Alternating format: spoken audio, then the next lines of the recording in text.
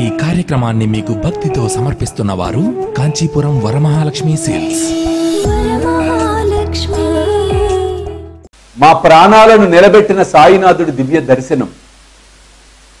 నిజంగానే మా ప్రాణాలను నిలబెట్టిన శ్రీ సాయి దివ్య దర్శనం.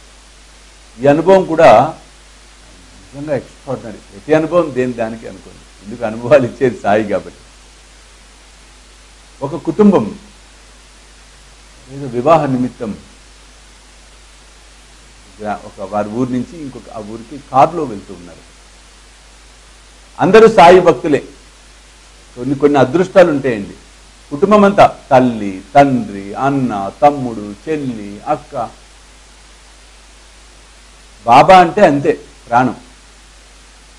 అవతల ఎవరి ప్రవచనం అనేది చూడరు, ఏ స్వామీజీ అనేది చూడరు. విశ్వచైతన్య స్వామీజీయా, ఇంకో స్వామీజీయా, ఇంకో స్వామీజీయా, ఏ టీవీ అనేది చూడరు. ఇది విశ్వచైతన్య స్వామీజీ టీవీ అయితేనే చూస్తాం, అది ఇంకొకళ్ళ టీవీ అయితే. ఇట్లా ఏం లేవు వాళ్ళకి. ఎక్కడ బాబా కనిపిస్తే అక్కడ బాబా అంతే. దట్స్ వాడు మంచోడా చెడ్డోడా ఈ ఎంక్వైరీలు ఎప్పుడు చేయలేదు. అంటే వాళ్ళు చెప్పిన మాటలు. ఎందుకంటే వాళ్ళు ఒకటే మాట ఉంది. మన తండ్రి బాబా సచ్చరిత్రలు ఏం చెప్పాడండి? అణువణువున నేను ఉన్నాను, చరాచర దృష్టి మొత్తం నేను ఆవరించి ఉన్నాను అని అన్నప్పుడు మనం ప్రపంచంలో ప్రతి చోట ఉన్న బాబానే దర్శించుకుందాం. ఆ వ్యక్తులు కానీ వ్యవస్థలు కానీ ఆ స్థితిగతులు మనకు అవసరం లేదు అని వారు చెప్తే నాకు ముచ్చటేసింది, సంతోషం అనిపించింది. నిజం అంతే కదండి. మనం అందరం పరిగెడుతుంది ఆ తండ్రి కోసం. అలా వారు జీ తెలుగు ఛానల్లో నా ప్రవచనాలు వస్తున్నప్పటి నుంచి వింటూ ఉండేవారు. ఆ బిడ్డలందరూ కూడా పెద్దవాళ్ళు అయిపోయారు నా దగ్గరికి వచ్చినప్పుడు, అనుభవం చెప్పినప్పుడు. అంటే వాళ్ళు చిన్న చిన్న పిల్లలుగా ఉన్నారు. ఆ పిల్లలందరూ కూర్చునేవాళ్ళట. ఒక ట్యూషన్ లాగా ఉండేది స్వామీజీ మా ఇంట్లో. పొద్దున్న 6 అవ్వగానే 5ంటికి మా అమ్మ లేపేది. టకటక అందరం స్నానాలు చేసి వరుసగా అందరం టీవీల ముందు చక్కగా వీపుది పెట్టుకుని అలా కూర్చునేవాళ్ళు. మీరు రాగానే మీకు బాబాకి ఇద్దరికి నమస్కారం చేసుకునేవాళ్ళు జీ తెలుగులో.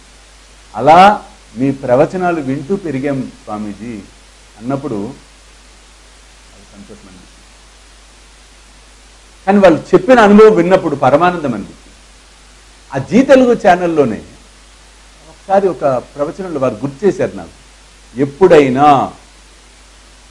ఏదన్నా ఊరు వెళ్తున్నప్పుడు, దూరాభారం వెళ్తున్నప్పుడు తప్పకుండా ప్రారంభంలో ఎప్పుడన్నా బాబా టెంపుల్ కనిపిస్తే ఆ టెంపుల్లో బాబా దర్శనం చేసుకుని వెళ్ళండి అయ్యా, 5 నిమిషాల్లో ఏమన్నా మునిగిపోతుందా.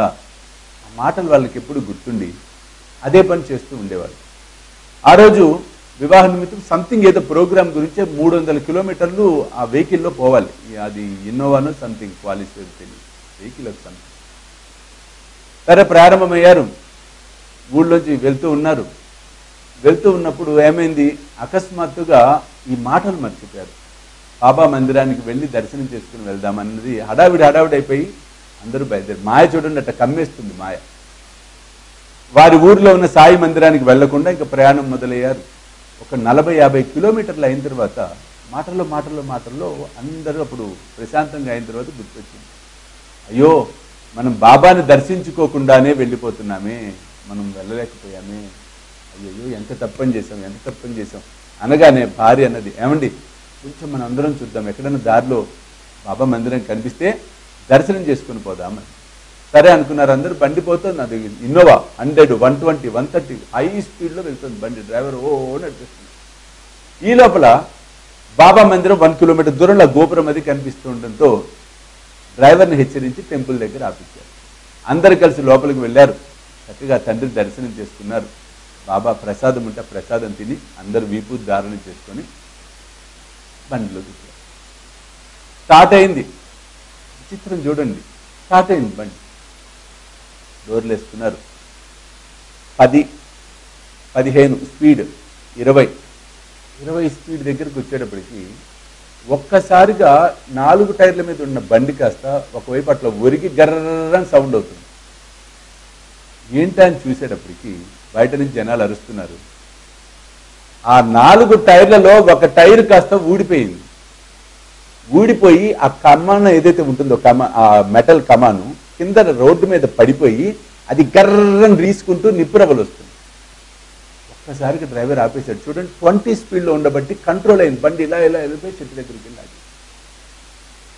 ఒకసారి దిగి గుండెలు పగిలిపోయిన వీళ్ళందరికీ. అమ్మో, ఇక్కడ కనుక మనం ఆగకుండా వెళ్ళిపోయి ఉంటే 120 స్పీడ్లో కనుక టైర్ ఊడిపోతే ఏంటి పరిస్థితి? ఇమాజిన్ చేయండి. వినే మీరందరూ కూడా ఏమైపోయి ఉంటారండి వీళ్ళందరూ. కుటుంబం పోయేవాళ్ళు. ఇప్పుడు అనిపించింది బాబా అందుకే మాయ కమ్మించాడు మనకి. చూడండి ఎంత విచిత్రమో. ఆయన ఏం చేశాడు? మందిరానికి వెళ్ళనివ్వకుండా కరెక్ట్గా ఇక్కడ మందిరం వచ్చేటట్టుగా చేయటం. అంటే ఏమవుతుంది అక్కడ? లేదు, కరెక్ట్.